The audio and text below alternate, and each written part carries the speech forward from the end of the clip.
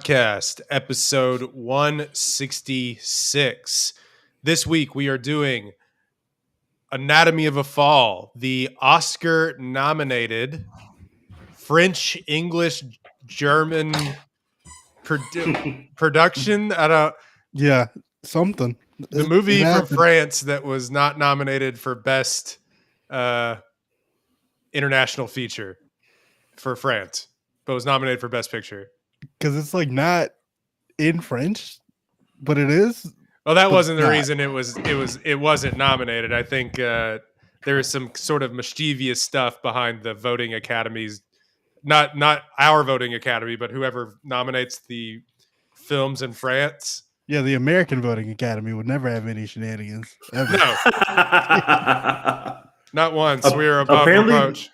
Apparently, the film they did nominate, The Taste of Things, is phenomenal. I have not seen it, but apparently it's incredible. So even though obviously there was some stiff competition and there was obviously some drama behind this film not being selected by the French people, apparently The Taste of Things is just also mind-blowingly good.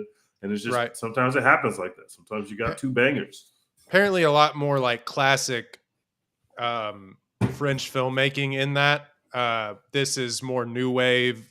Not new wave as in like the 70s, the 60s and 70s, but new wave as in new for French cinema.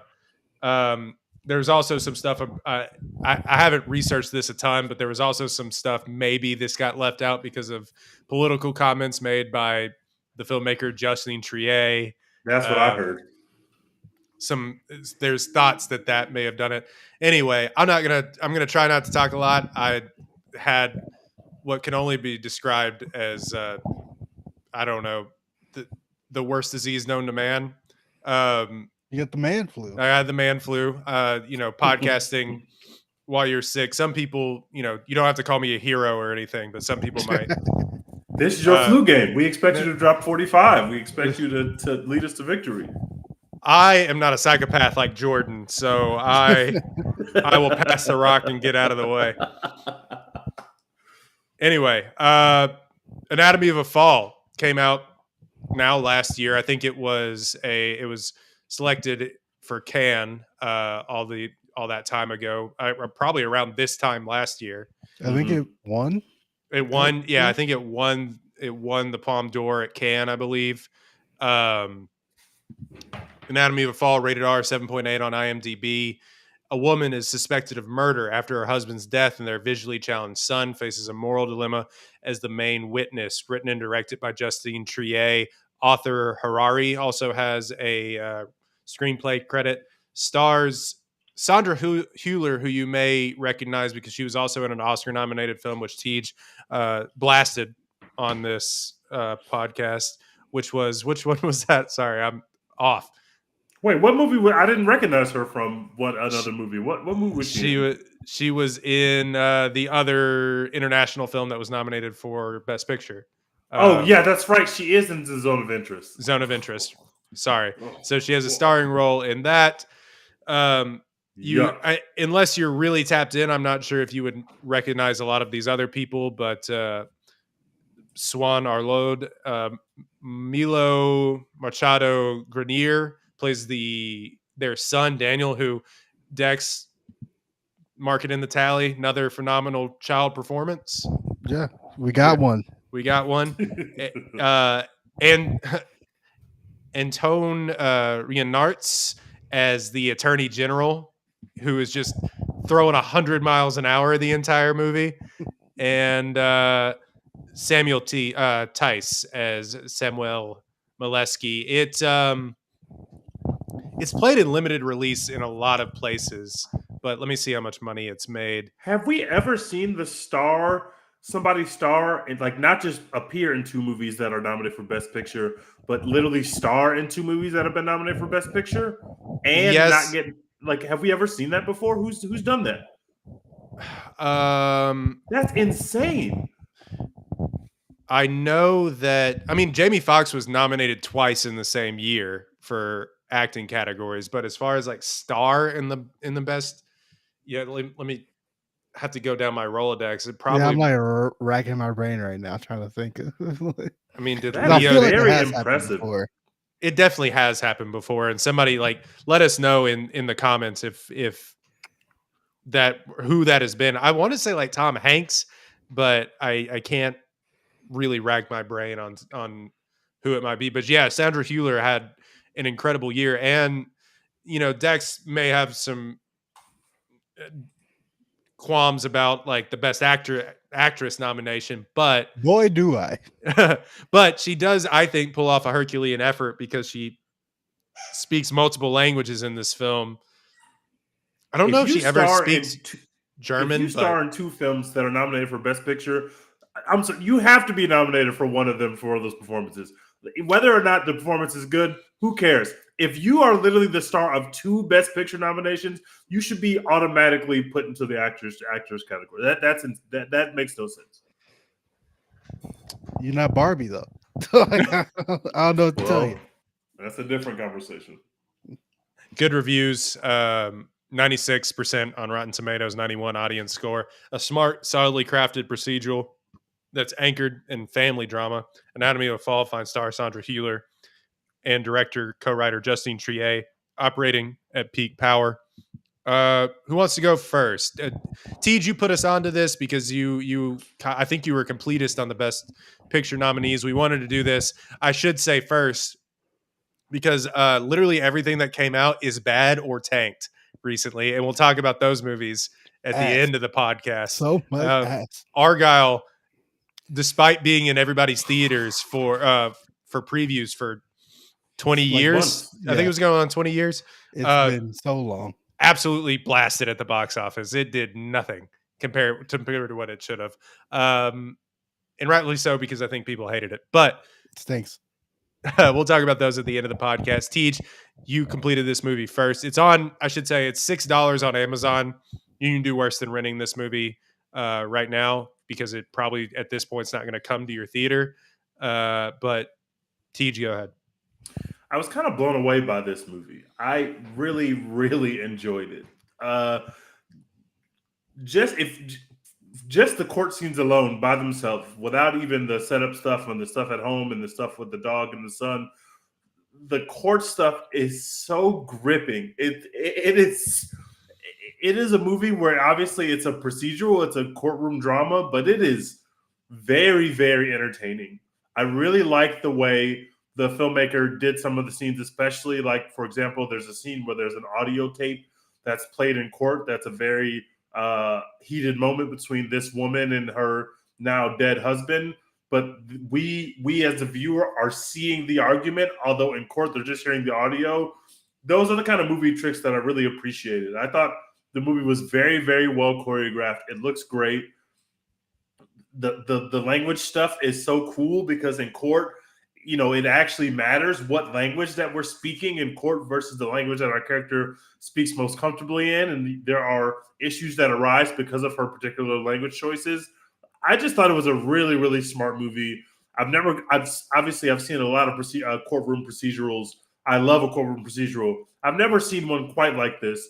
And mostly that's because it's in a French courtroom, which, if you were to believe the way this movie is formatted, French court is the wildest shit of all time.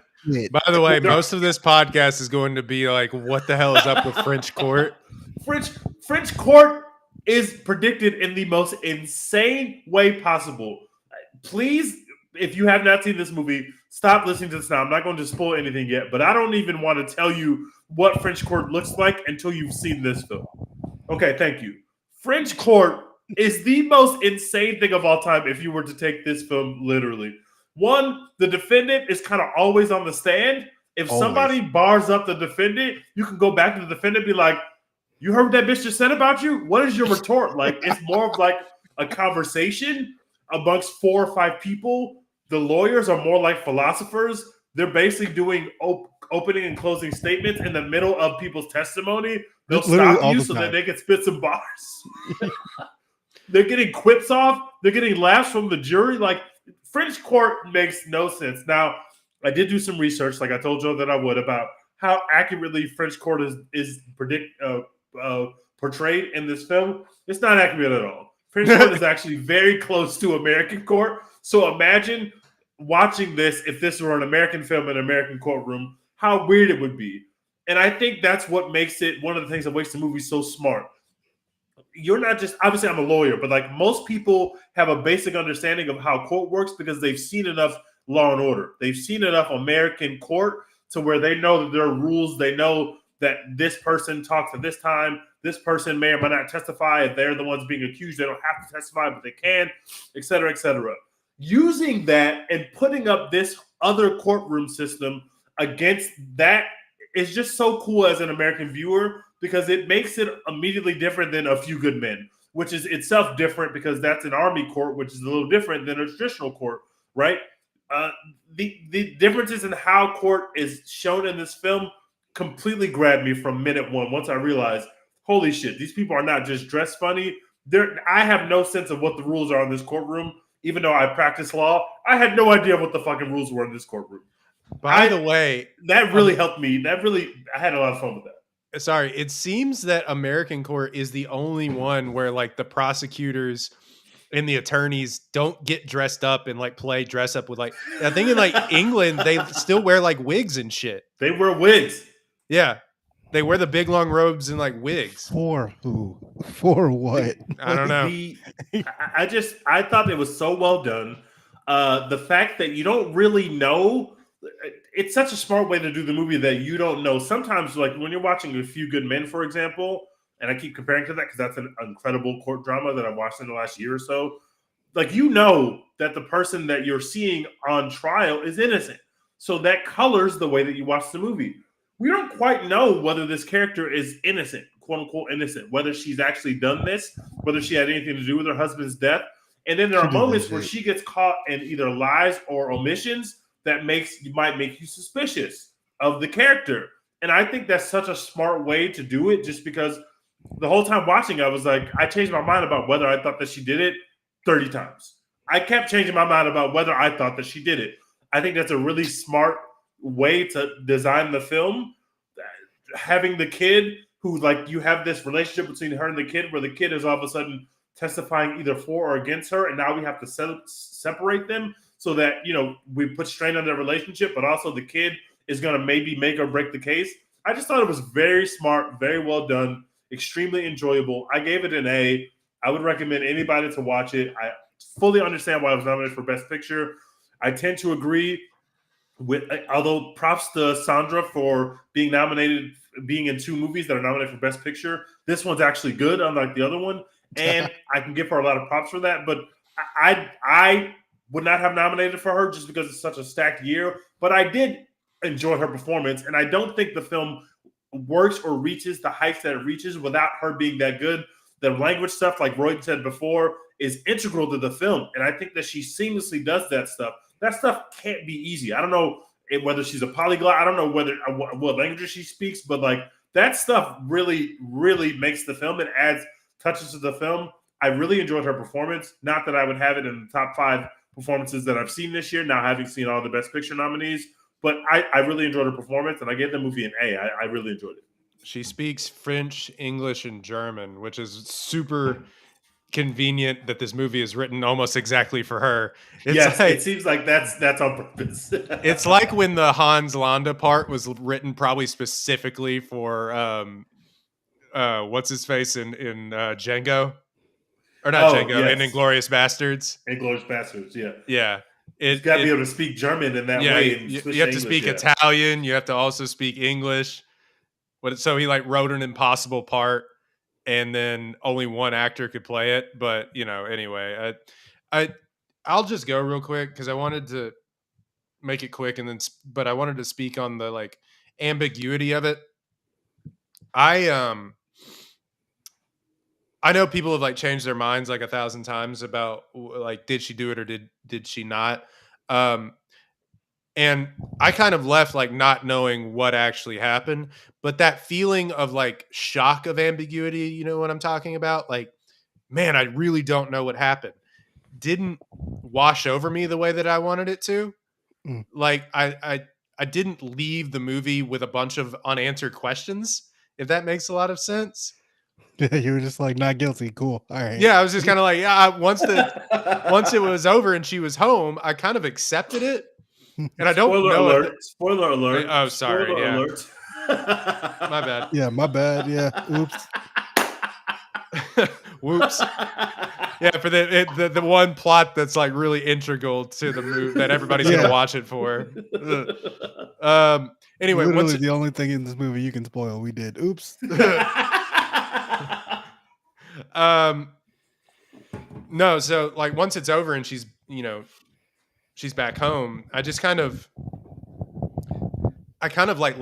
just let the movie go away, and it didn't sit with me as much as I think probably it sat with a lot of other people. And I don't know if it was because I was sick or whatever. I just think that when the movie was done, I was like, that was a well-crafted movie with a really good central performance and performances from actors that I obviously have never seen before, including the best performance in the movie, the dog, Snoop.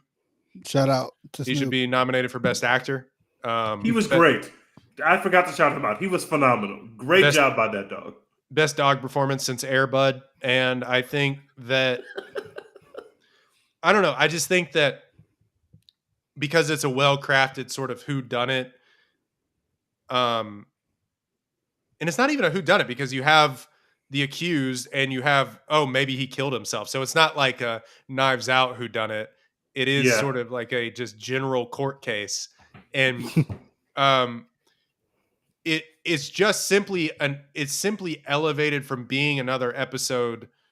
This sounds reductive, but I mean it in a good way. This is elevated from being another episode of Law and Order here in the States because of how it's filmed and because of the performances and because of the writing. Because at its core, it's stuff that maybe we're desensitized to it here in the States, but you see all the time on daytime television. You can just turn on the news and be like, a son chopped his mother's head off on YouTube or whatever. And we're just sort of like, ugh. All right, how'd the Rockets do? But yeah. but so a guy falling to his death isn't it's like not the most shocking thing in the world. It's elevated because you have a great performance from the mother and an incredible performance, I can't say it enough, from the son, and then adding in the element of like what is actually true due to his impairment, his sight. I think it's elevated in that sense. It's an elevated true crime story, which we see 1,000 of on HBO or Netflix right now. So to that end, I still gave it an A. I thought definitely it should be nominated for Best Picture because I think it's just engrossing, and I love seeing movies that I haven't seen something done like that before. I haven't ever seen a courtroom sequence play out like that before. And by the way, I should mention, I thought about this today. If the court doesn't play out like that, if this is an American court movie, this movie is 4 hours long because they like say so much stuff, and it's still a 2.5 hour movie. They say so much stuff in those courtroom scenes that it would be impossible. This would be a 3-week long trial. This would be the OJ trial, and they just like they just get their bars off in like a week in the time of the movie, and of course they had time jump a year or whatever, but I think it's such an interesting look at how this works out. And the one thing that I left from the movie, and you can find it on my Letterboxd review, is like, Jesus Christ, I hope I never get arrested in France like that. Yeah, I'm definitely not ready to sit on the stand at literally every moment. Like, you just got to be ready. Like, what are they saying about me? They're fucking you up, right? And it's just like, and they're cooking me in French. Yeah, exactly. I can't understand shit. Sandra Hüller, I get why she was nominated. Obviously, I would have preferred the Barbie role. We talked about that on our podcast at length last week. But I think when somebody can do something in multiple languages and like get the point across, and she's German. I thought for the longest time, this really just tells me that I don't know the difference between accents, because I thought for the longest time she was French. I didn't know that she was German. I couldn't distinct that. I couldn't separate that at all. So I was like, why is she speaking in French or speaking in English anyway? To not speak in her native tongue and in fact speak twice in her non-native tongue, two separate languages. I thought it was brilliant. She conveys a lot of emotion, but to me, the best performance was the dog. So there's that. A for me, Dex. I'm a little lower on this than y'all are, but not by much. I gave it a B plus. I also enjoyed this movie, but there's a couple things that I'm like, it's not as great as it could have been for me. I feel like the Sandra Hula performance for what it is it's good, but like her role is just written in such a way that I just like couldn't take her as seriously as I wanted to. Like some of the stuff she was saying to her husband, I was just like, this is not how a real human being would talk ever. Like this just doesn't compute for me. Like I'm just taken out of the scene by her being like, I mean, he's your kid. Fuck him. I don't care. Like, you know, I don't have to take care of him. These people hated each other, man. the whole movie, you're supposed to be like very moved by her connection to her son, except she has this argument with her husband where she's just like, screw that kid, he sucks. Like I don't care. Like, you know, I want to write. You could be writing like me if you said screw that kid, but you're not. That is not what she said. That's not a fair summary of what she was saying at all. That is not what it fair. felt like. Definitely what it felt like. Screw that kid. If you were a real man, you'd be writing, but you're not. You're taking care of a kid, and I don't owe you anything. I don't owe your kid anything. But yeah, like stuff like that, I'm like, it's a little bit of a miss for me. I couldn't care about their relationship as much as I wanted to because of stuff like that. Also, she is just the most guilty, innocent person there's ever been. If she's innocent, like I've never seen someone like she was literally in court. Like I lied because if I told you the truth, you would think I was guilty. Like I was like, that's not how this works. That's not what you say right now, dude. But yeah, overall, I think this movie is really good. I think it's really well acted. I think it's really well put together. The courtroom scenes are incredible drama, incredible cinema. Shout out to the French people for their cinematicness and all the drama. The prosecutor, I don't know what his official title is, but he was cooking this entire movie. He was really cooking. Everything he said, I was like, yeah, she did that shit for sure. Like, definitely she did that shit. Then like her defense lawyer would come back with like, you know, I mean, we don't really know if she did it or not, man. Like you're just kind of guessing. I'm like, yeah, he's guessing, but he cooking you. Like his guessing is way more convincing than yours. So yeah, I had a good time watching it.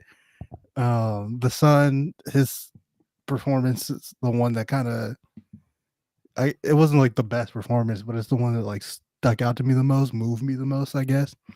Yeah, every time he did something, I was like kind of hanging on his every word. At first in the movie, I was like, I don't know what to make of this kid. I was like, I don't know what's really happening here. I was like, is he blind? Is he not blind? I don't know what's going on. And then they explained that part, and I was like, oh, that makes sense. Because you're like in this weird in between stage. But yeah, like his conversations with like the little handler they give him, and like obviously his speech at the end of the movie were all really good, especially for a kid. I don't know how experienced this kid is or whatever, but he's pretty good. He's got a future in this business. So yeah, overall, I give it a B plus. Some things have been a little better. The relationship between the husband and wife, and this just wasn't right for me to really care about that as much as I wanted to. But the whodunit of it all was cool. It was good. So deserved the Best Picture nom. Not my favorite of the Best Picture nominees this year by any means, but deserves to be amongst them. So I will say that the Hollywood Reporter had nominated an actor starring in twice in two films that were nominated for Best Picture has happened surprisingly a lot in the last decade. Really? Yeah. So I mean, he wasn't the star, but Mahershala Ali was in Hidden Figures and Moonlight in the same year. Tom Hardy was in Mad Max and The Revenant in the same year. I keep forgetting The Revenant was nominated, and I keep forgetting that Tom Hardy was in The Revenant. Those are two things that I definitely did not remember. He's also like not technically the star of them like Sandra Hüller is, but it goes on down the line. And there's some character actors that have been in. Matthew McConaughey was in Dallas Buyers Club and Wolf of Wall Street. He's not the star in that movie, but it goes on down the line. So I think further down in history, it's definitely happened more. But in the past decade, it's happened a few times. Wow. But now it's like huge stars just like they make like one movie a year. It seems like people used to crank out movies. Yeah, Samuel Jackson's the only one making 9 movies a year because he'll be in a movie on a movie set for 3 days. He's like, all right, on to the next movie. I'll do my thing. Yeah. Speaking of Argylle, but yeah, ScarJo did it. Like she got 2 noms for acting whenever that was 2019. But yeah, it seems like the top stars don't really do that anymore. She was in Jojo Rabbit and Marriage Story in the same year. Yes. Yeah. Okay. Was Jojo Rabbit nominated for Best Picture? I don't even remember. Was it? I think so. Maybe it was. Have you noticed there's been a lot of Jojo Rabbit revisionist history? Don't even get me started on revisionist What's the history. revision? Because that movie is good and it's always been good. Well, Teej doesn't like it, but I watched it the second time and I liked it more the second time. I still don't love it as much as y'all do, like everybody else, but I had a better time with it the second time where I could kind of get out of the way of what the hell was happening and kind of settle into the fact that we're making a Hitler comedy. I had a better time with it, but I still didn't love it as much as people do. I've seen a lot of revisionist history on the fucking Eternals. And listen, guys, stay off the fucking internet. We don't care about your thoughts about the Eternals. This was good, guys. No, it fucking wasn't. No, it wasn't. It wasn't good. The MCU hasn't even acknowledged that film has ever existed in the storyline since it dropped. Nobody cares about that fucking film, and nobody's going to watch Eternals 2. And that shit's probably going to get scrapped because that shit stinks. Please stop. That's fair. Marriage Story and Jojo Rabbit were both nominated for Best Picture. So there's another one, Scarlett Johansson. Cooking. Yeah, so, I mean, spoilers throughout. We already spoiled the main plot point of the movie, but whatever. So, heavy spoiler alert. So, she gets off on the end kind of based on really interesting testimony of the son telling the story that his dad may have been suicidal because of an anecdote that he told him, a life lesson that he told him in the car the one most time. Convenient life lesson of all time. Also, he tried to kill his dog because he's a real normal kid. This dog is indestructible. This dog should have died twice. This dog ain't going nowhere. Holy shit. Best actor, Snoop. Yeah, I don't know. So, what else do we want to say on this? Like, you say guilty, Dex. She did that shit. I'm sorry. Teej, you say innocent. Well, let me separate two things. Innocent because the prosecutors didn't do their job at all. They were barring her up, but they didn't actually establish like that motive. Like none of that shit. They were just barring her up and catching her in lies. But I think that she did it. I would lean no, but I'm not exactly sure that she did not do it. But I do think that whether she did it or not, there's no way, given what we saw in that courtroom, that she should have been found guilty. There's no way. But I'm only about 70% sure that she did not. She did not do it. And I'm pretty sure she did it, and the kid made the whole thing up. The kid was lying. Your dad did not say that to you. And if he did, you don't remember it word for word. Sorry.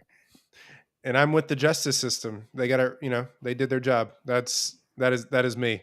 The court system have never flubbed in an investigation whatsoever. But not the French. No, but can you imagine if you're in an American court and all of a sudden the DA is like, so you're bisexual, right? Yeah, like, you're like, what? Wait, what? You were trying to fuck the witness, right? Right. That's what you were doing. That's why she was there, right? The witness What? is standing right here, and it's still Yes. witnessing. She's literally right there, and it's like, so you were trying to fuck her, right? Right? No, you're gonna tell me no? It's like, damn, this is To my happening in front face? of all these people. Might I remind you that your sworn in testimony, are you gay? And it's just like, what? I want to push by back the on way, something. one thing we have to just acknowledge. I'm surprised we got 30 minutes of this podcast without acknowledging it. This instrumental version of PIMP, they just Oh my God, I forgot about over that. and over. Dude, I was so fucking annoyed by the end of it. And I know that's like a movie choice. She did it on purpose, but the steel drum version of PIMP is loud as fuck. It's loud as shit. It was It's so loud. random. I was like, why do you know that song? Dude, I'd kill you too, to be honest with you. Turn that shit off. What a random choice. You don't expect that. You walk into a movie that's a French movie, and all of a sudden they're blasting PIMP at top value. The instrumental version. That shit was loud. Countryside, just blasting PIMP by 50 Cent. Like, what? You never think, like, maybe this is me just being reductive, but you never think that, like, foreign countries are always going to have, like, American music. Like, I don't know. When I watch a film and all of a sudden it's like 50 Cent's PIMP comes on, I'm like, what the fuck? Y'all got Spotify over there? You know, it's just like, it's Real so stupid. I want to push back on something Dex said. Dex said he couldn't really get into the relationship between the mom and the dad. I had the complete opposite reaction. I was so into their relationship. The argument they're having about basically the compromise they make with their time. You know, he basically felt like he made a bad deal. I allowed you to put me in a space where I gave this much, but now I want to take some of it back. I think that is so, and I won't go too personal, but like having been in relationships and having been in a marriage before, that is such a real thing. When you feel like, okay, I gave you this, like we agreed on this. However, I want to take some of it back because the deal that I made doesn't serve me anymore. And obviously, if you're the other person, you're like, wait, this is the basis upon which we based our marriage, based on the sacrifices that we made and the deal that we made. Now you're trying to take the deal back and you're blaming me for a deal that you said yes to. I thought both of them had so much, had such good points to make in that argument. And obviously it got very heated, but the argument itself, I think, is so well written and it tracked for me so much that I felt like I was indicted by it. I was like, wow, I feel like I've been both of them in different relationships. I've been the person who is benefiting more than the other person, and I want to stay in that position. I've been the person who feels like I sold too much, I gave too much, and now I want to give less because this only works if I'm sacrificing this much, but I want to sacrifice less. I thought that was such a smart way to write it, and such a well acted scene between the two actors. I absolutely loved it. I was blown away by that particular sequence. I was blown away by it. It is interesting, but it like doesn't. Dex, maybe I don't know. This may be your point or not. It doesn't like build their relationship at all. It all of a sudden is just like they hated each other. There was no like sort of There was no sort of build up to show like they show pictures of their past from a time that maybe they loved each other, but they really just throw you in the middle of their worst time ever, which includes physical abuse. And so it's really like stark. Like all of a sudden you're just like, and it makes for a great movie moment. And I do agree that the argument is well written. But I do feel like they didn't build up to any sort of that breaking point. I don't know. You don't feel any loss like by this guy dying. You know, it's like they hated each other. He is responsible for his kid being blind. Like, whatever. Who cares if he killed himself? Like, you know what I'm saying? Like, you don't really feel, or at least I didn't end up really feeling anything for him like I wanted to. Like, I feel like the movie is better if I'm watching this. Like, wow, like this really bright light got put out by this incident. Like, did she do it? Did he do it himself? Like, how tragic? Like, what kind of tragedy is it? Because yeah, as is, it's just kind of like this dude's dead. Like, so Like, you know, like we're more interested in the mom and the son. We don't really care about the dead guy so much. Had they built him up as like a better father or, you know, a better husband or even just like a better writer, teacher, whatever he is, it's like that would make me care more about their relationship and about that ending and also about him being dead. So yeah, that's my only like nitpick with that. Like you said, the argument that they have is well written and like I understand that. I can't relate to it necessarily. I've never really been in that situation, but you know, it's compelling. It's just not as compelling as it could be to me. It is interesting to like, I mean, it feels like Justine Triet has like had this argument before where it's like, I've made sacrifices, no, I've made sacrifices argument, which are awesome to be in, by the way. I really recommend that you get into one of those arguments with your significant other. It really goes exactly where you want it to. Teej, your mic's off, I think. But 10 out of 10 would recommend. Yeah, would recommend. Don't do it in couples therapy. Just have it out in your home. Don't do that, actually. But I think that it's a little, you know, true life getting thrown in there a little bit. I do want to focus on uh, how this movie, because of the way we talked about it at length a little bit, but because of the way that the system is set up, that in the American court system, obviously the defendant's always on trial. But in most, people don't really realize this because of movies or whatever. A lot of the times the defendant doesn't testify. Like they will not take the stand. Yeah. In fact, it's probably better if you don't. And here the defendant is literally always on trial. Like They don't got no fucking choice. Yeah, they're always having to like answer questions and stuff. Like they're always on the bench or bench the witness stand, I guess. And so it's really fascinating to me how that works, because then it opens up the door for a wide array of more interactions, and I think the camera movement and stuff in that is really great. That is such a huge swing from the director to be like, I know what court is like, or have some semblance of what court is like. I'm just gonna deconstruct this shit fully and just make it cinematic as shit. That's a huge swing that could go so wrong. And I just thought that it played out so well and so compelling that the fact that this is literally just a sham proceeding didn't mean anything to me. The stakes weren't changed by the fact that I was like, none of this shit makes sense in terms of the procedure, in terms of how the fuck you get about presenting evidence to the jury. None of that shit made any sense at all.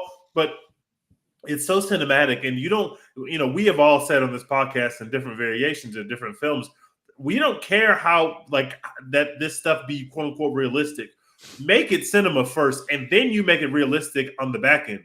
But first, make it cinema. And I thought that Trier had a really good understanding of this will be compelling cinema, and real life be damned. This is not real life. This is my movie. And I think more directors should take that approach when telling a story like this, especially a story that's not a true story. This is a fictional story. We can do whatever the fuck we want to. And I appreciated that boldness of that. Yeah, it's the first sort of like courtroom. Like obviously we've seen a lot of court dramas where one, they'll just change what happened. If it's like a real life story, they'll just change the facts of the case. But which I think is a little more gross considering this isn't like a real story. But so they didn't have to do that. But we've seen where they're like, oh, well, that wouldn't happen. And we can pick apart like the American court system. This is really just like, I'm going to make something up from scratch, like wish casting my way into a courtroom. Because if you like saw like a normal court proceedings are boring. I've sat through enough. I've sat through enough as like a reporter. I had to go report on court cases a lot in my former life down in Beaumont, Texas, which, yeah, if you get the chance, really sit in on one of those. In the Beaumont courts. I'm sure you saw some shit in there. Go sit in on one of those. It'll be worth your time. But it's not as cinematic. They'll get up, but then the lawyer won't make a huge, grandiose, I object, I say sort of thing. But they most of the time, like the stuff is like objection, overruled, continue your argument. Teej, you can speak more to this, but I mean, you're not a trial attorney, but like, I think that it is interesting to completely flip it all on its head. I am a trial attorney. So you are. Oh, okay, my bad. I am. So it was very interesting watching it from that perspective. Just because I thought you were just signing legal documents and stuff for big mega corporations. Sometimes I wish. It was very interesting to watch from that perspective, just because you're right. Like 99% of the time, court is extremely boring. Like even for the people that have stakes in the proceeding, they still might be in the back falling asleep. So the court is boring. And like the only real quote unquote highlights, like if you're watching an American court drama, for example, the big, the finale, the big moment that's going to give the most rousing passion from the guys that are playing the lawyer or the ladies that are playing the lawyer is going to be the closing argument. You don't really say much as a lawyer except for in your opening and your closing in front of the jury, at least. Now, when the jury's gone, you're having passionate arguments in front of the judge, trying to make sure the trial's going the way that you think it should go based on the law. But you're not having those kind of passionate moments in front of the jury during the case. So in French court, it was like you would elicit a piece of testimony from a witness, and then the lawyer would comment on that testimony in a snarky ass way that would dunk on them right after they said it. That's not like in my job. If somebody says something stupid that I want to dunk on, I got to write it down. And 4 days later, 5 days later, 11 days later, 13 days later, I got to dunk on them later. And the jury might not even remember that they said that. The jury's like, okay, well, who cares? Whereas you get to dunk on them in the moment. That changes everything, because now I can look like I dunked on you 3 times. It doesn't matter what you say. If I dunked on you 3 times, the jury might think that you're not a believable witness. So that dynamic changes everything. And I thought that was so fascinating. The prosecutor was just letting people put up nasty shots and blocking them shits to the 10th row immediately. And it was very entertaining to watch. Also, he was ascribing things to the deceased that like she has no like evidence to refute other than being like, nuh-uh. His therapist is there like, this was like the coolest client I've ever had. He wouldn't kill himself. And she's just like, well, what would you know? You're just a therapist, man. Like, also, that interaction was so cool, because you have 2 people that know this person very well, right? But they know him very differently. And like Royden's married, for example. If you sat Royden's therapist across from Royden's wife, they might have 2 very different pictures of him based on certain things, because he has 2 very different conversations with these people, right? So having her versus his therapist was just such cool writing. And it was like, they're both right, but also they're both wrong, because you can never know what he's like as a husband, just like she can never know what he's like as a patient, because he might be sharing things with his therapist that he would never share with his wife. And seeing that dynamic play out was so cool. It was so dope. I was gonna make some jokes, but I'm just gonna like plead the fifth. I'm just gonna move past that. Shut up. It's also because like we were talking about, she's always testifying. It really doesn't allow for the lawyer to be like, hey, shut the fuck up. Like, hey, you're killing me here. Yeah, exactly. Because in America, you just be like, shush. Plead the fifth, you idiot. Like, yeah. There was one part in the movie where I vividly remember, like, he ascribed the DA is what I'm just going to call him. He ascribed something to him, basically to the deceased being basically like, well, so she, so he was like a loving husband and a, father or whatever. And you drove him to kill himself or something like that. Basically you drove him insane. And she was like, no. And he was like, yes. It's like, how do you? Or like the part where he was like, she said, no, he said, what you're saying isn't true, basically. And it's just like, how do you get to tell me what I'm saying isn't true? The French part when he was like, so you cheated on him like all the time. Like you were just out here just fucking anybody. She was like, well, no. I don't know. And then he was like, so you cheated on him twice. with 2 different women, and she was like, "Yes, but no, but I." Yeah, I was like, "This is amazing. I wish court was actually like this. This is so good." Court TV would be popping off every single day. They couldn't. No. They'd have to Like a update the reality servers. TV show, like reunion If court was episode. like It's that, like- there would be a camera in every courtroom in America, and everybody would be watching that shit. Like it's so entertaining. It's just like, but like lawyers would be movie stars. Like they would be the biggest stars on TV because they're just barring people up. They don't give a shit about whether this person is guilty or not. If I could bar you up, I can get famous because people will just watch me make you look stupid. Like they're basically like Jerry Springer or more. Everyone would be Johnny Cochran. Yeah. I mean, honestly, I don't know. I don't have much more to say about this movie. It got I have a 5 question. Oscar. Go ahead. I might have not been paying enough attention or whatever, but there's like a scene in the courtroom where like the DA, the prosecutor guy, he just like doesn't show up, I guess. And then they're like, where the hell is he? What happened there? Did I miss something? What's going on? What? He just like What do you mean doesn't show doesn't up show to up? court on time or something. And they like stop court for a little bit. Oh, no, she walks out. I think that was to say that the son wanted to retestify or give new testimony. Yeah, that's their moment of like, oh, the son actually wants to change his story, basically. Mm-hmm. Okay. So, which is so interesting because it's like it does do the who can we trust in this thing pretty well because his story changes a million times throughout the movie. But the fact I that do not trust him.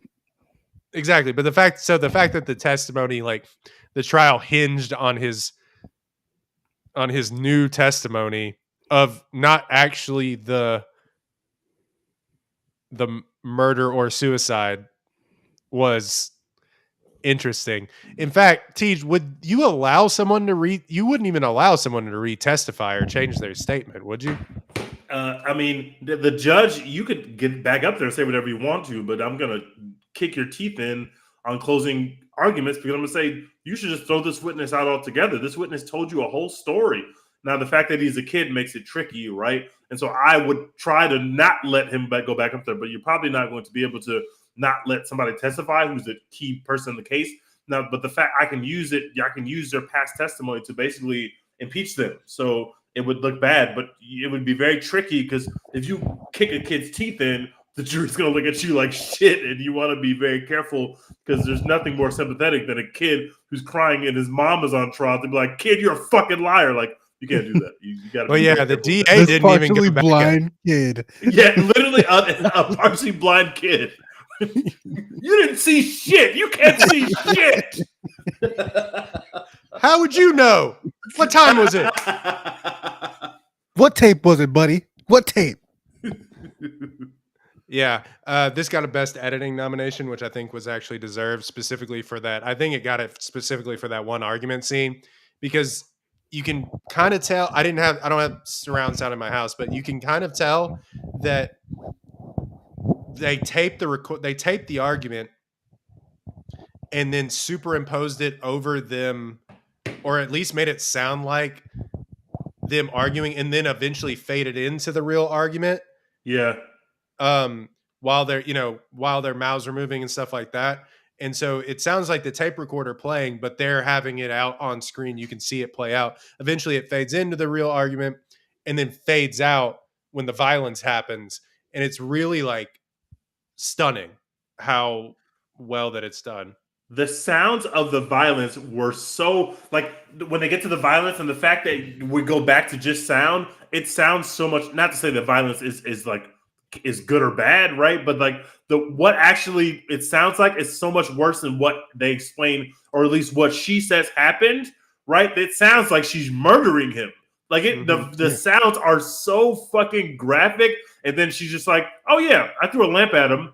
He didn't like that, and then he grabbed me." And it was like, but it sounded like she was murdering that man, and I just thought that was so. It was so cool to not show that, just because it puts you back into the audio, and I thought it was a very cool editing trick. I agree with that.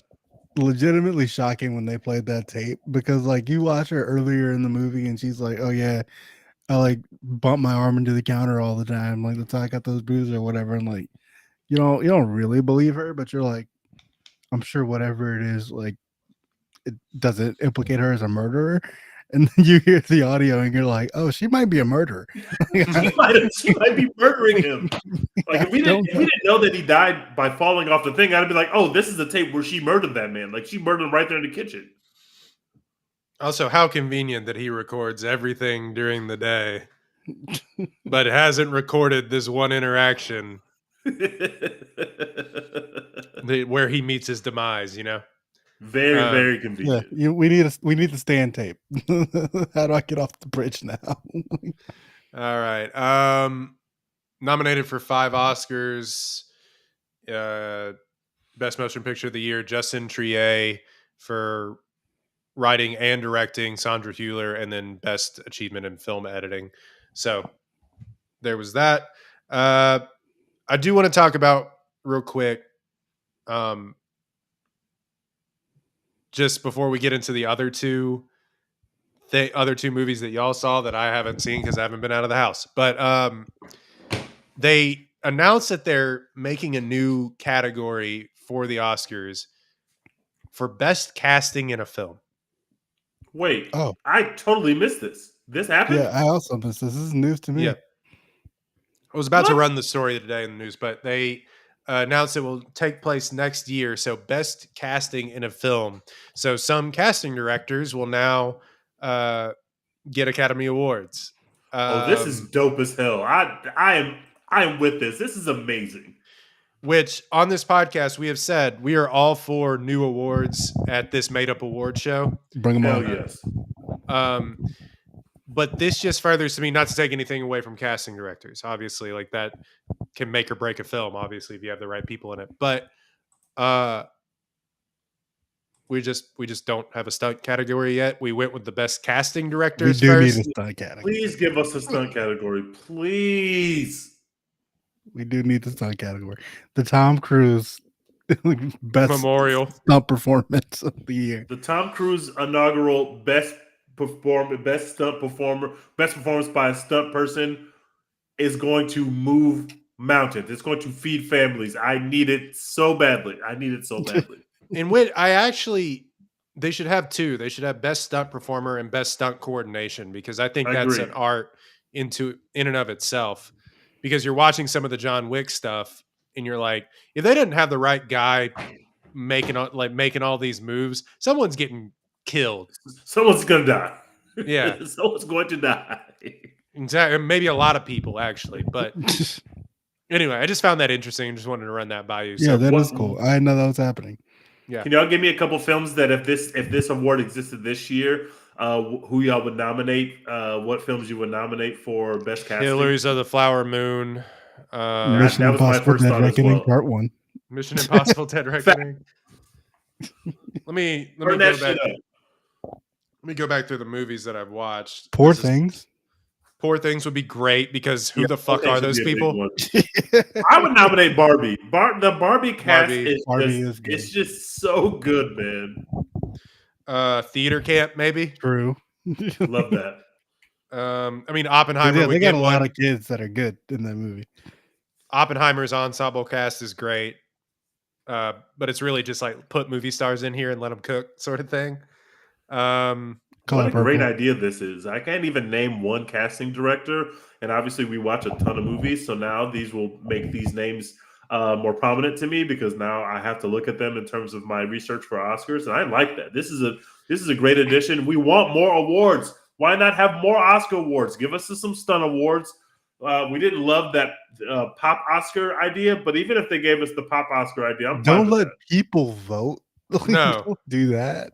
No, I don't want people to vote on it. But if you just made a completely trash category, like best trash film that Americans, the dudes love, I'm in. I'm fucking in. That way we can nominate TV Tom Cruise. Dudes Rock Award. Yes, Dudes Rock absolutely. Oscar Award, best performance in Dudes Rock movies. I'm in.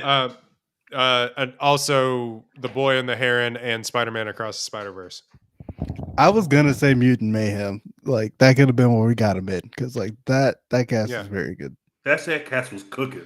Also, I don't know how you quantify this, and people smarter than me will know. And you know a good one when you hear it. You know, you don't always recognize a bad performance, but like best voice performance in a movie, I think needs to start to become a thing too. And I think it eventually will be. Agreed. I think that should definitely happen. Like, Can y'all tell me what? Go ahead, Roy. No, just put more awards in this dumb award show. Yes, turn that up. We're all on board with that. Can y'all tell me what y'all been watching since we did our last episode, which was our Oscar episode? I put it in the title. I wanted to get your thoughts on it. The Argylle and the Beekeeper. Teej, we'll go you last because you have a DNF on the Beekeeper. But obviously, I think it was like number one at the box office, maybe just because nothing else. This is truly a dumpuary right now. Like, yes, movie studios, put your shit out now, please. Like, please save us. We will go. I promise. If you have a decent movie, you can make $1 billion. Not $1 billion because people are like snowed in or whatever. There's a reason they don't do it in January and February. But there are slates here between January and June where you can just put shit out and no one does it. And honestly, if you have a good movie, you can just leave it there like that entire time, and people will just eventually go see it. You can be Elemental. You can just. You could have put Mission Impossible: Dead Reckoning in theaters at the end of February, and it would have dominated until Oppenheimer and Barbie came out. But they didn't. They put it out a week before. Anyway, Argylle. Sure. Dear God, what a stinker.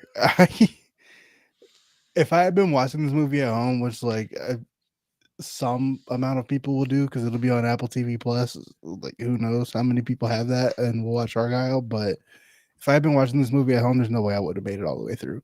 But because I had already committed to driving to a theater, I was like, screw it. I'll just sit here and see how this movie ends. The problem is it just refuses to end. It just keeps going and going and going with the most batshit insane nothing plot. And the entire plot, it's a MacGuffin plot, which like fine, it's a dumb action movie, that's cool. But the MacGuffin is literally just called the master file. They don't tell you what the master file is for. They don't tell you what they're gonna do with it. They don't tell you what's in it. They don't tell you what happens if the bad guys get it. There's nothing that happens if the good guys get it. It's just the master file. We got to get it. We got to download it. Cool. That goes on for like 2.5 hours. Like Bryce Dallas Howard and this other guy, I don't remember who plays him, chasing down Sam the Rockwell. master file. It's just so stupid. And like there's a plot twist that happens in the middle of the movie that's kind of like a little eye roll inducing. It's like, okay, whatever, fine. By the way, that plot twist was spoiled like 2 years ago.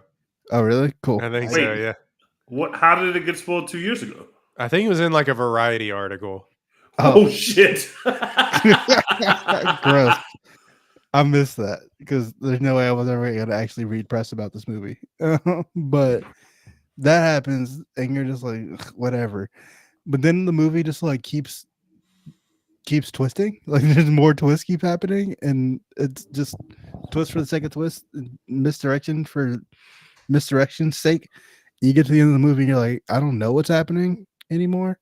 And I also don't care because like, what the fuck is a master file? What the fuck is going on? And Bryce Dallas Howard and Sam Rockwell do like a literal like ballroom dance scene where they're like shooting people while ballroom dancing, basically. And it's the corniest shit I've ever seen in my life.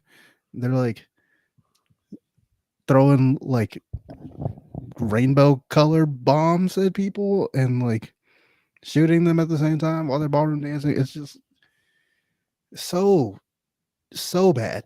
Do not watch this movie. Don't watch it at home. Don't watch it in the theater. Just ignore it. Pretend it never happened. Dua Lipa's only in it for like 2 seconds. You're wasting your time. Don't do this. What grade would you give this film? F. It stinks. Whoa. Right, you saw this too, right? No, I wanted to see something and I was going to, and I thought we may review it on here or something, but then the Lord actually saved me by giving me the cooties, I think. Yikes. So, I wanted to go. Big home. man upstairs saved me from bad cinema, I think. I was As watching soon as this I saw in the that trailer. theater by myself, literally just me, only person, watching Argylle, and I'm just sitting there like, why is this my life?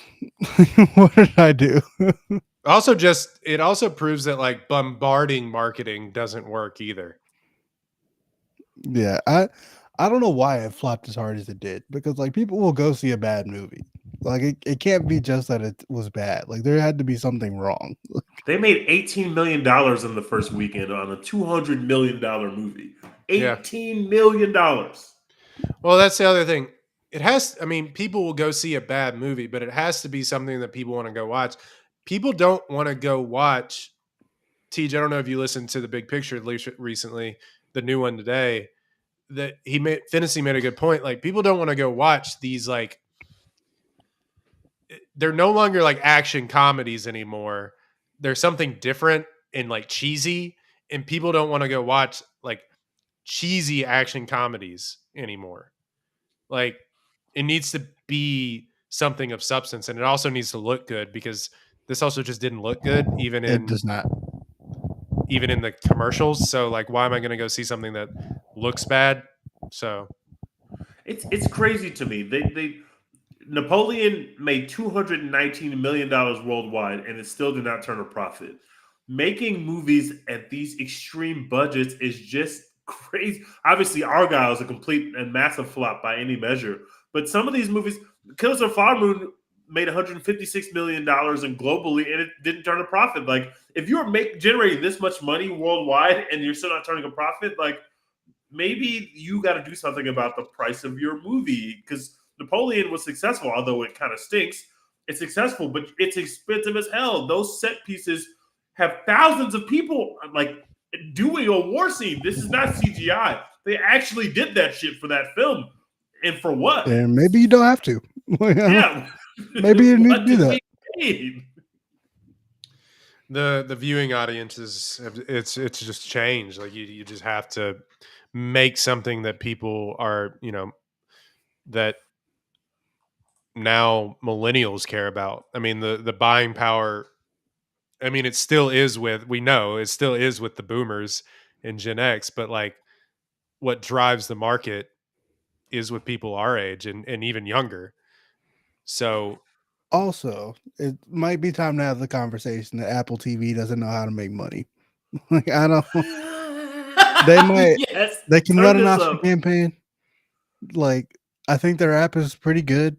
Like the interface and all that's good. Yeah, as far as streaming apps go. Make pretty good TV shows. Make pretty good TV shows. I don't think they know how to make money. I don't think they figured that out yet. Which is like, that's fine. Netflix hasn't figured that out either. Netflix doesn't have a Best Picture winner, so like, suck it. But Apple TV Plus got to figure out how to make some money with these movies. They're not hurting for it. They can literally, they can just piss away the rest of this shit. It does not matter. Argylle is a drop in the bucket to them. They don't give a fuck. Yeah. Hey, the new iPhone, it's coming, baby. Yeah, exactly. When we all upgrade our watches because they stop working all of a sudden, like, sure. Teej, talk about the other movie that has actually been pretty successful. Yeah, they're making money. David Ayer is The Beekeeper. David Ayer is a bum. This is the guy that made the first Suicide Squad movie. That shit stunk. That shit was absolutely ass. He also made Bright, another movie that fucking stinks. The Beekeeper is awful. And people disagree with me on this because critics have generally liked it. And I don't come at me with the that's like a 73 on Rotten Tomatoes or something like that. Most people who took before I watched the movie told me that they watched the people that told me they watched it, they said they enjoyed it.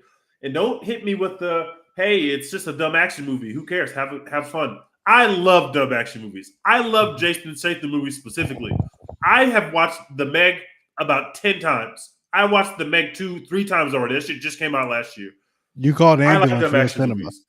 This movie is awful. This is one of the worst written films I've ever seen. The dialogue is really, really bad. Not comically bad to where you can have a good time with it. Bad enough to where you're like, no, seriously, what are we doing with the writing of this film? The plot is a complete mess. the two FBI agents that they cast might be the two worst actors I've ever seen. The actor and actress. The actress that plays the lead FBI agent is quite literally one of the worst actors I've ever seen. I'm not even going to say her name because I want to disrespect her during Black History Month. But she fucking stinks. This movie is awful. I walked out of this movie right before the final set piece. I made it like a good way through the movie. Before the final set piece, I said, I don't care. I literally don't care. I don't care how this film is. This film stinks. I haven't walked out of a movie in a long time. Since before the pandemic is when I walked out of my last movie. I walked out of The Beekeeper. And I wasn't the first one in the theater to walk out of the movie. 2 other people walked out of this movie. There were probably 15 people in the theater. 2 other people walked out of this movie theater before I did.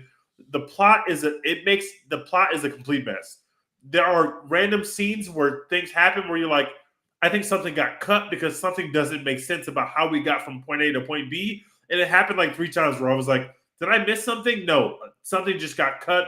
There's some kind of weird air, and now all of a sudden we're here, and now this is our new situation, but it doesn't make sense how we got from this scene from the previous scene.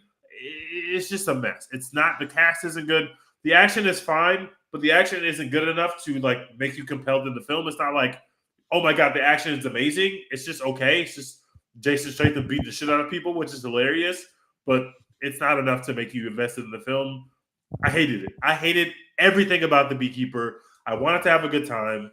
I went in there to have a dumb, fun, dudes rock time, and I just couldn't get with The Beekeeper. I know some people like it. I don't know what they see in this film. I generally don't know, but I hated it. I would give it an F, and I bet you that Argylle is probably a better movie than The Beekeeper if you sat and watched both of them. What was what was the nail in the coffin that made you walk out? It was really the FBI agents. You spend a lot of time with these FBI agents. They are written so flat and they're so stupid, and their dialogue is written so poorly. The main FBI agent is a black woman. Like I said, her mother dies in the beginning of the movie. So she shows up on the scene of the crime to see her dead mother's body. She never drops one tear. In fact, the acting from her was so bad that I just assumed that although they don't show you how the mom died, because you don't know how the mom died, I assumed the daughter must have killed her mother because the acting was that bad to where I was like, that has to be intentional. And spoiler alert, she did not kill her mom. She's just a regular cop who's mourning her mom. But the way that she mourns is the worst possible way to mourn that I've ever seen, even in a dumb action movie. Her performance is like, it literally makes no sense. It's one of the worst performances that I've seen in years on a movie screen. And I've seen a lot of bad performances on a movie screen. She was horrible. You spend a lot of time with the FBI agent, and then the dialogue is just bad because he's a beekeeper. So we have to keep making these comparisons between bees and what he's doing in the movie. Oh God. Bees are always protecting the hive. The bees care about the queen. If the queen is compromised, the bees will mobilize. And we keep doing this thing, but we do it in the form of the FBI agents who's trying to figure out why he's acting in the way that he's acting. And we keep on making bee comparisons. It's just a really, really bad written movie. There's a minimum threshold of how bad the writing can be before I'm completely out. The dialogue and the writing of this movie is F tier stuff, and I could not get over that to enjoy the action parts. I just couldn't. I just could not. Incredible. Well done. Good job, guys. I did watch Dune again, though. I did watch Dune again. You know how I feel about Dune. I also said on this podcast that I would not watch Dune again, but I was having some trouble sleeping the other night. I put Dune on. I fell asleep in 19 minutes. 19 minutes into Dune, I slept the best sleep of my life. But I will say, in Dune's credit, I when I got home the next day after work, I put it back on. Not to fall asleep this time. I was like wide awake. And I finished it. And it looks great. It sounds great. Beautiful gowns. Beautiful gowns. It's just boring. There's only one set piece in the whole movie.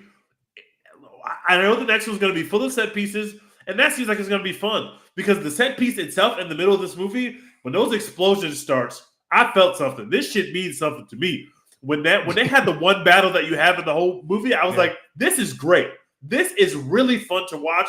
They are blowing shit up. These fucking the way that the weapons work, they're zapping shit's blowing up. I'm like, this is good. And then that scene ends, and it's like, okay, movie over. Zendaya was in the movie for 5 minutes, and we got one set piece that was awesome, And then the movie's also, over. I felt nothing. Like every character in this man's family is dying. Facts. And I'm like, Facts. oh, okay, cool. Like, neat. Like, I figured out what my big gripe is with this.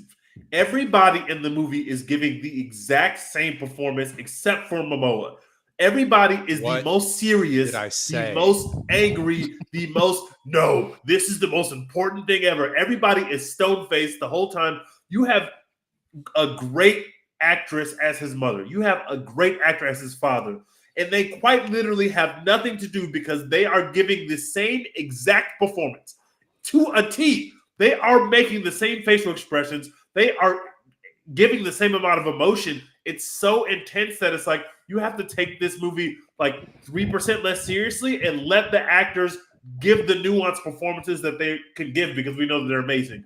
And instead, tell me everybody's something flat. about any of these people. Like, who are you? Why do I care? Like, what? His dad died. What is I didn't give a happening? shit. I didn't Doesn't care. matter. I didn't care at Died. all. Oscar Great. Isaac died in the movie, and you're like, well, okay, goodbye. Well, guess he won't be in part 2. That was the thought I had the first time and the second time. Like, okay, no Oscar Isaac for part 2. That's all I felt. Taught your ass like it. Damn. Damn, he's not going to be in Rush Hour 2. Great beard on Oscar Isaac, though. Fantastic. I said, Very handsome man. go back and listen to our Dune podcast. Y'all ripped me a new one for when I said that Timmy Chalamet whisper talked his way through that goddamn movie. Y'all were like, no, I think it's a good performance. I loved when he put his hand in the box. I'm like, he's giving nothing. When he put his hand in the box, that was real cinema. Otherwise, he The hand in the stinks. box He's still a goes bum. crazy. That I hand in the stand box on that. still goes crazy, bro. Giving It works. I'm supposed to. I don't even know what was happening in that box, but I felt something. Follow this man into battle. Give me a fucking break. He's the chosen one. Him. No, but yeah, Duncan, Idaho, rad. Yeah, hell yeah, dude. Josh Brolin is having such a serious performance, and he's screaming at the top of his lungs about how intense this situation is. But he also has to say the name Duncan, Idaho, and try to not like crack a smile. That's the dumbest name ever. And it's the dumbest name ever at all. Even when they die, you're like, the stakes still don't seem that high. Like, I don't know what we're talking about. I do love. There's like the author of this book is like Josh Brolin's name is like Gunnery Halleck and like Duke Leto Atreides, but in Zendaya's name is Chani or whatever, and then it's just like Paul and Duncan, Idaho, and his mom's name's Jessica. Like he just ran out of ideas. The chosen one. Paul is Paul. That being said, I am in there day one for Dune Part 2. I will be. I am also will be seated. I will be seated. Hashtag support Florence Pugh. I will be there. Christopher Nolan has just been on the campaign trail. He said that Dune Part 2 is Denis Villeneuve's Empire Strikes Back, which it better be. Can continue and carrying water, man, for the rest of cinema. He's out here standing on Tom Cruise's shoulders. I was gonna say, is he the new Tom Cruise? He's the new Tom Cruise. That was my first thought when I saw that quote. I said, yeah, Tom Cruise told me that The Flash was going to change my life. Tom Cruise, who is my hero and my GOAT, looked me in my face and lied right to my face. Can't win them all. I haven't known Christopher Nolan to lie, but like Tom Cruise does be lying a little bit. That's true. He does be getting his lies off. Yeah. Not as much as The Rock, but he's not honest Abe. Let's just say that. Yeah. Shout out to The Flash, major superhero film outgrossed by Taylor Swift. I'd love to see it. I put it. That's the worst movie I saw. It isn't, but it is. It's the worst movie I saw last year. So what we're watching. Speaking of Apple TV, that has been the shows that I watched. Masters of the Air. I'm on episode. We're episode 4 just dropped right now.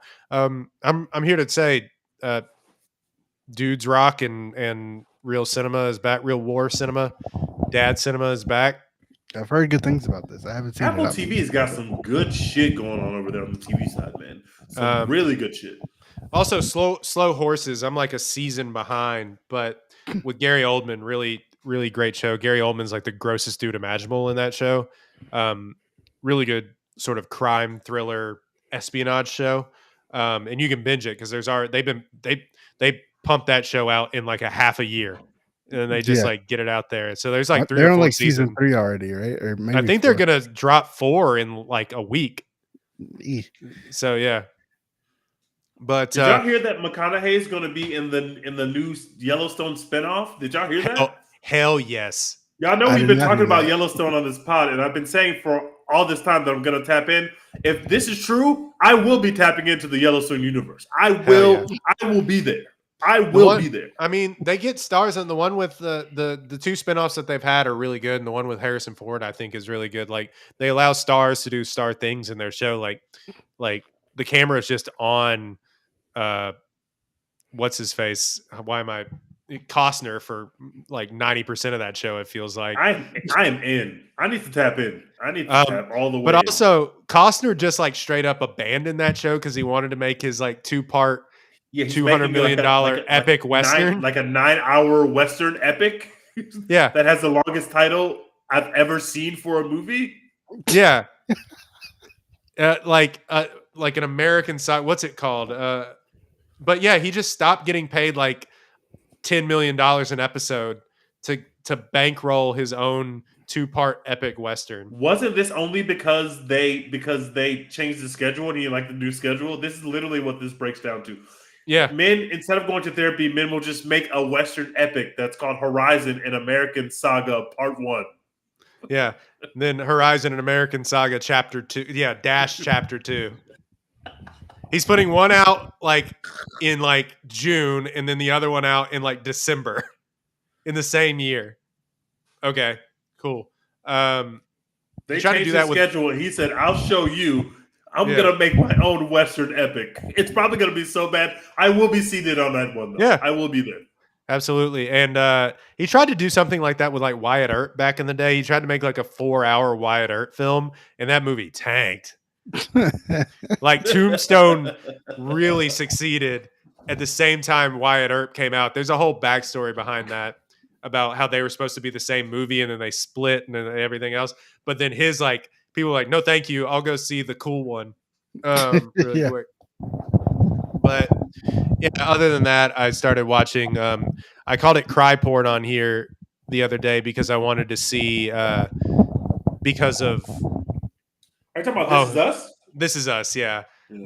I wanted to. This Is Us. Hold on. Why am I blanking on the star? Sterling K. Brown. Sterling K. Brown. So I was like, okay, so everybody loves him. He was nominated for an Oscar. I've shat on this show for being just like melodramatic cry porn without having watched it for several years. All of the seasons, all the episodes are on Netflix now. I'm like 3 seasons into it. Like it'll get you.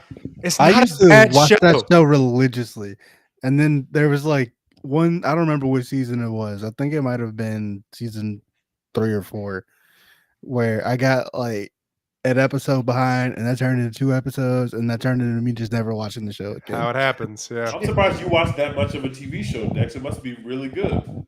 Yeah, that was back when it was originally airing. So before I quit watching TV.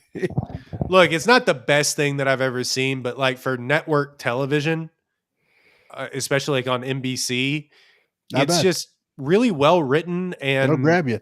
Yeah, I like a family dynamic, especially like interplay between siblings, because you don't see a lot of shows, I don't know, like that like it's the siblings are the main focus, whereas instead of that pilot episode, that's so good. Yeah, exactly. Grabs you really fast. Nobody saw that coming. Did you watch? Did you finish The Leftovers? I did finish The Leftovers. Did you think that he nailed the finish? Because obviously that's coming off of Lost, where everybody was fucking furious about how he wrapped up the show. So, he had to get it right. From what I know about Lost is that it just went on. It was like supposed to be like a season-long show, and then it went on for 100 episodes because it was on Fox instead of on HBO, where they'll just end shit. But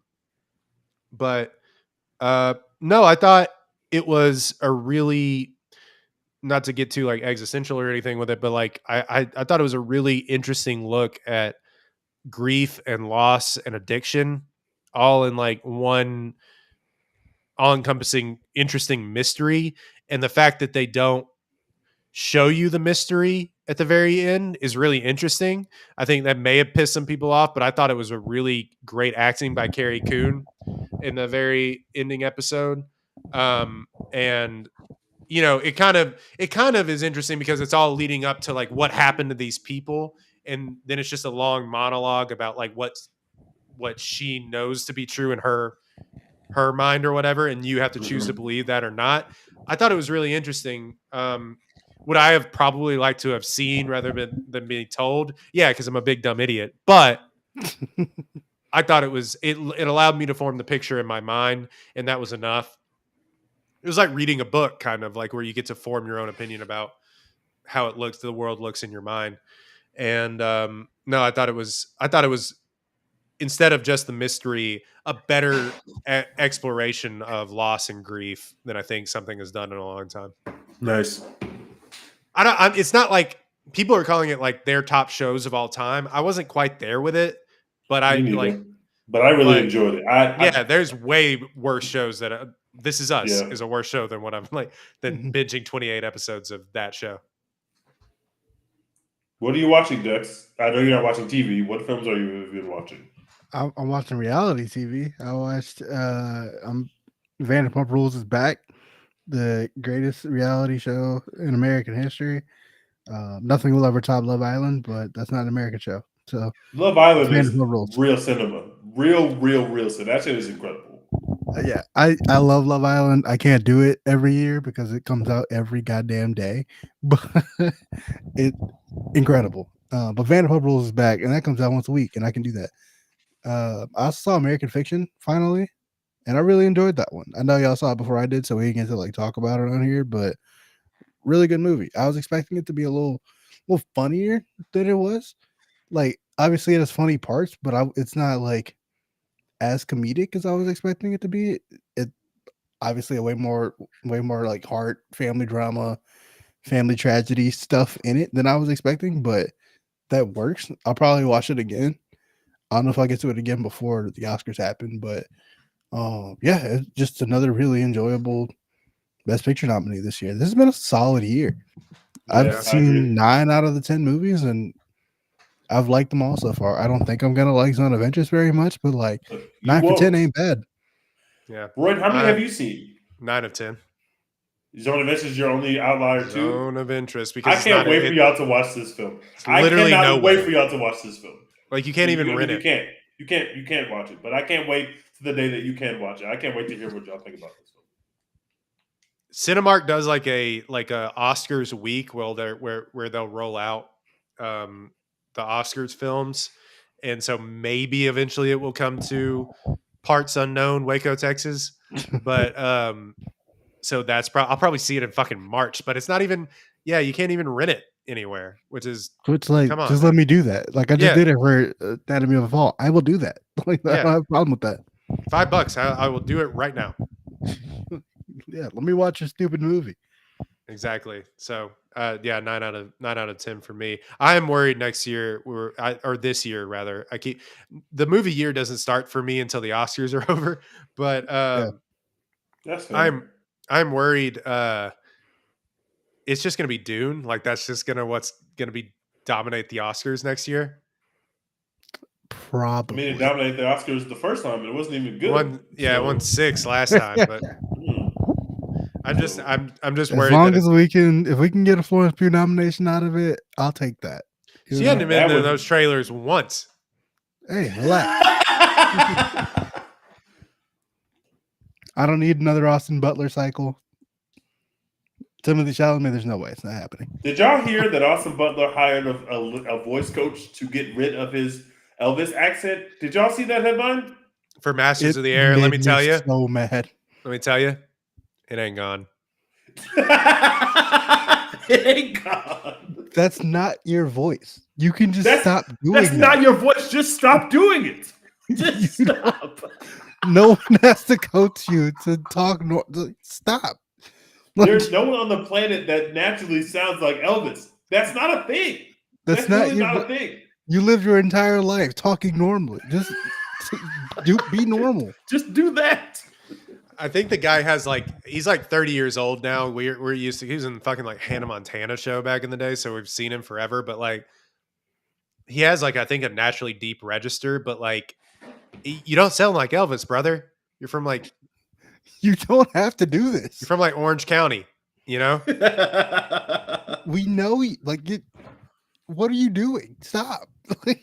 Yeah, it's not completely gone in Masters of the Air either. Like, you can still catch it on the right time. And like, people spoke differently in 1940, but also, you did all of this just to lose to Brendan Fraser in a fast suit. That's crazy. That would haunt me. That would drive me crazy. I would say I hate to see it, but I don't. I'm fine. That's actually insane. That we really did the Brendan Fraser thing. You ruined your life. You ruined your voice, apparently, and you have to hire a coach to fix it. Brendan Fraser literally just took the fat suit off, and that was it. Like, he went back to about his day. He got to go home. Yeah. Teej, you watching anything besides The Beekeeper and Walking Out? I'm still watching True Detective. We're still going. I'm watching True Detective as well. Yeah. I'm not as high on it as season 1, obviously, but I am enjoying it for sure. This last episode wasn't good. Yeah, I'm right with you. I was like, all right, a lot is happening right now, but I don't know how good this is. So I didn't enjoy the last, but we'll see how they ended. I caught up on Abbott Elementary, so Abbott just started season 3, so now I'm caught up, so I can start season 3 and try to be weekly. I've never watched it weekly. I've always binged it, so I'm probably going to try to watch it weekly. Abbott's good, man. It's just solid. Every episode's good. It's not going to laugh out loud hilarious, but it's so solid, so well written, and I am enjoying it. I think that's all I'm watching in terms of TV shows.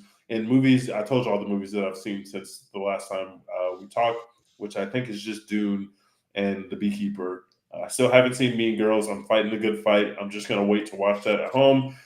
I hated the Beekeeper trailer, so I feel mad that I didn't trust my initial judgment. I also hated the Argylle trailer. I just hated it. The first time I saw it, I was like, that doesn't look good. And I'm learning to trust myself more with the trailers because I realized that my percentage last year was great in terms of my initial thought about whether a movie would be good or bad based on my first time seeing the trailer. And speaking of that, we got some fucking amazing trailers over the last couple of weeks. We are fucking back, bros. That A Quiet Place prequel, that's just going to feed families. We are back. We are fucking back. It will stun all of you to learn that I have not seen either the Quiet Place movie. What? What? Oh, no, I'm not stunned by that. Those movies are horrifying. They're terrifying. They're not scary. They're more like thrillers. They're not like, they're like sci-fi thrillers. The stuff they're doing with sound in that movie theater scared the shit out of me. It's so quiet in there. It's so scary. I'm a coward. I've had the theaters were packed, even the post-pandemic one, or in the pandemic when the second one came out. We were in there breathing on each other, man. It was like the funnest time I've had in theaters in like the past 2 times that I've watched those. Those were in theaters. They are great theater experiences. They are great. I saw someone online that said they hadn't seen the 2 movies, and I was like, watch them. They're great, but make sure you see them before we go to the third one, which you actually don't even have to watch these before you see the third one. Yeah, but watch the third one in theaters. The way that the sound works is top notch. It's phenomenal. It's great. Also, I didn't watch this full movie because like I didn't have the time, but I went back and watched some scenes from The Northman the other day because somebody sent like a clip from The Northman. Yeah, it went viral. Yeah, dude, that movie rules. That movie's so good. That fucking movie rocks. Owns.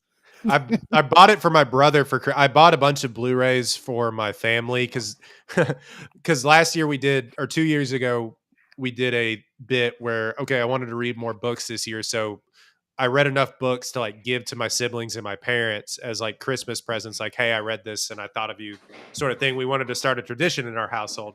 I like that. That's dope. Well, this year I didn't fucking read enough books, so I So you gave it to everyone in your family the Northman? No, I gave my brother the Northman, and I gave out DVDs, or not DVDs. I gave out Blu-rays to everyone, not even knowing if they even had a Blu-ray player in their house anymore. But I That's was like, fire. I'm stealing that for this year. I'm stealing that. That's great. So I was like, these are movies that I've watched recently, and so I gave like my mom Belfast. I gave my brother The Northman. I gave my sister-in-law Everything Everywhere All at Once. I gave my sister Maggie Are You There, God? It's Me, Margaret. And then I gave my dad the John Wick box set. Hell yeah, this brother. is a phenomenal way to give gifts. I am very jealous of this. I'm stealing this. Well, and at a certain point, like right before Christmas or like Black Friday or whatever, Blu-rays on like Blu-ray.com, just simple. You can find like really good movies for like $5. So how many copies of The Northman can I buy? Because I'm only giving people copies of The Northman. Right. Every woman in my life is getting a copy of The Northman. They'll be like, they'll text you like on Boxing Day or whatever and be like, what the fuck is this? Nicole Kidman did what? Yeah. She's sleeping with who? Whoa. I love that clip that they tweeted out because somebody pointed out when he jumps off the boat, it's a clip of when he jumps off the boat to go find his father's killer and like fulfill his destiny or whatever. Somebody pointed out this is literally 2 seconds after he found out that she was pregnant with twins. Yes, yes. I have to go fight. As soon as he finds out, it's like, all right, a volcano. Sorry. Yeah. If I was good with video clips, we need to find a way to make the Super Bowl introduction performance from that movie into go viral. Because if people see that fucking clip, they will see this movie. That is the greatest scene I have ever seen. I felt so hyped. I felt like I wanted to punch the guy sitting next to me. I just wanted to be violent. It's perfect. We need to make that clip go viral. I will never forget the feeling that those drums awakened in me in the movie theater. I felt like a new man. Primal urge. I remember telling y'all there was that theater experience was so weird because like a dude brought his like 12-year-old kid in there with it, like hell yeah, brother, like dudes rock. I'm gonna show this kid real cinema. And then there was just like rape and torture and murder in that movie. And incest. He tries to fuck her son. Yeah, exactly. And you're just like, I just was sitting next to this 12-year-old, and I was like, ooh, okay. He's gonna remember this one for the rest of his life, probably. I'm in like a key moment in this kid's life, probably. They're just putting like women and children in a hut and burning the whole thing. But I will say, probably when that Super Bowl introduction moment, he probably had a bonding moment with his son where he's just like, you see, like this is what we're about. What an incredible moment in cinema. I had like when that went viral, I like quote tweeted it. I quote tweeted it and said some shit about it, and like 3 people were like, "What movie is this?" Because the name of the movie is in the clip. They're like, "What fucking movie is this?" And I'm like, "This The Northman. Go watch it right now. Go watch it." That movie had the chance to make not $1 billion. It really did. Like $300 million, and it didn't. And I'm just like, man. Anyway, justice for The Northman. That's real cinema. Robert Eggers, I love you so much. Thank you for giving us that film. Thank you so much. That is our weekly Northman rant. This is now just the Northman podcast. We come back. Every episode is just a different scene of the Northman. Right. Remember when they were beating each other playing cricket or whatever? Yeah. Most intense game of croquet ever, or whatever the fuck. Yeah. What a fucking film. I'm putting that shit on tonight just to feel something. All right. That has been a One Take Podcast. You can find us at One Take Podcast on Twitter, Instagram, TikTok. Go do me a favor. Go follow us on Spotify. Give us a rating if you're listening to us on that platform. I know you are. But also on Apple, give us a 5-star review. We won't hassle you for it. It's free. I promise. You're not going to go home with a virus on your computer or anything if you do that, or your phone. Just rate us 5 stars. And tell us what you think. 4.5 stars works too, if you want to, if we're being generous, but 5 stars. And because that would really help. I know more people listen to this than are giving us ratings and reviews. Do it, you cowards. We promise that we'll talk about your favorite movie. Maybe. Other than that, Dex, What are we doing? Hashtag support Florence Pugh. Dune Part 2 is in theaters March 1st. I want to March say. 1st. Get your weird popcorn bucket and go support Florence Oh my God. By the way, I will be seated for night one. I will not be using that popcorn bucket. I will not. Good. They could not give it to me for free. I don't. I will not. I want nothing You to don't want to do be with that seen. popcorn bucket. You don't want to be seen walking in with it. That thing looks vaginal. Just no. Or like the Just walk no. back to your car, like to Yeah. leave the movie theater. Ugh. Anyway, if you don't know what we're talking about, look up the Dune 2 popcorn bucket on Safe Search on your computer. All right, we're out. Safe search.